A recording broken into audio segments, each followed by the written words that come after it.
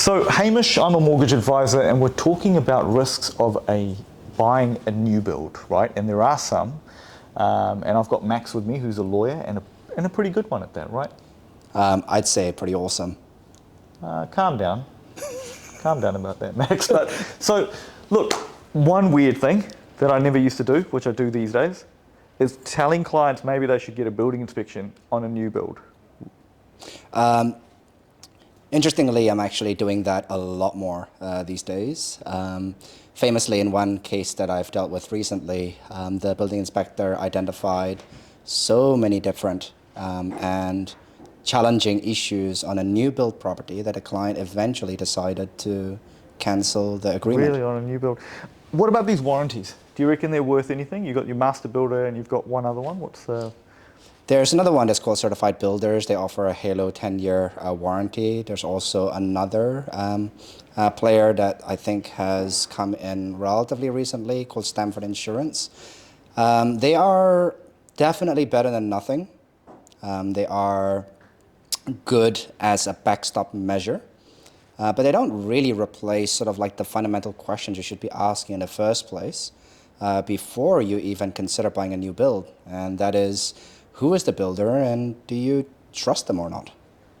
And I think that's a key point, right? Some builders do have a bit of a track record now. You've got builders, developers that do put out good product. Yep. And you can do your homework and see that. Right? Yes. You know, like there has been times where I've told people maybe look up on the company's office how long the company's been around. But then again, you know, that's a double-edged sword because sometimes there's reasons why people set up new companies. Is that a red flag, do you think? A brand new company? Well, not necessarily, but you got to accept the reality that from builders, developers, they regularly vanish after you finish dealing with them. It's not really an exception anymore these days. It's become a bit of a rule. So that's why I tell clients that more important than any legal thing that they're entering into is the builder any good or not? If the builder is good, then that's a really, really, really good place to start. We really don't start talking about how good these third-party warranties are unless you're not really sure whether this builder is actually good or not.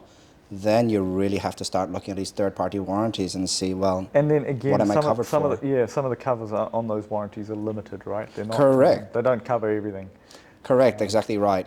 Now, I'll be the very first person to say that the warranties on these third-party warranties are quite often very lackluster, but they do cover fundamental problems. So if, for example, there is any significant defects in the way that the frames were put up, the roofs are put up, that the bathroom wasn't properly waterproofed, these can be really, really expensive items to remediate. And if you don't have the third-party warranty, it's quite likely you're going to have to foot the bill. Or go after the builder. Or go after the builder if they're still around. Yeah. And look, there are some long-established builders that do stand by their product. Yes. The other thing, I think, the other risk when you're buying a brand new build is if you're buying off the plans, make sure your finance approval lasts the distance, that it matches up with when the expected settlement is. And if the expected settlement is quite open, that you do have some kind of out to be able to back out if your finance has expired by then, also known as sunset clause, right? Yeah. Well, sunset clause, keep in mind, is not an open-ended out. Sunset clauses can be used if the development's not finished by a certain day, but it doesn't really cover you if, for example, you sign an off-the-plan contract and 12 months on, the building's not completed yet, and suddenly you lose your job and you can't really afford that property anymore. In that situation, you can't really use the sunset clause to get yourself out of the agreement, because in that situation, the sunset clause may actually say that development can still be completed within the deadline. So in that Yeah. case, you're still committed.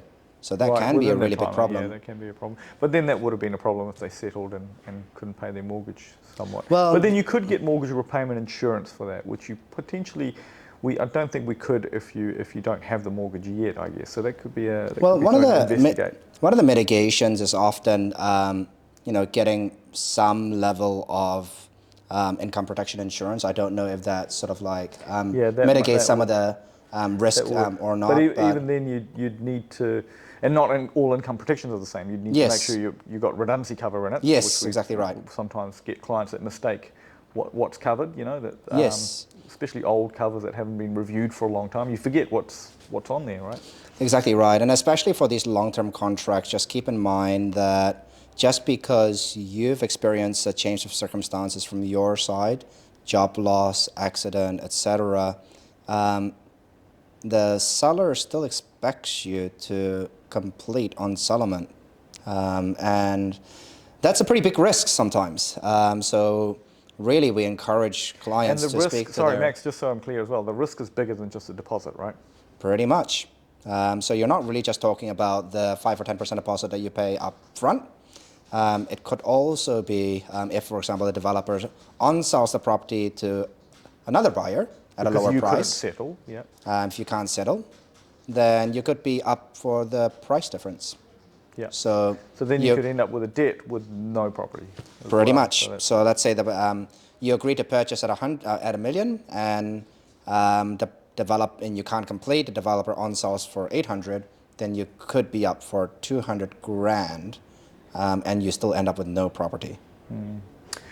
So, as always, I mean, always before you sign anything, check with a good lawyer, a good one. Yeah, a really good one. Yeah, like maybe.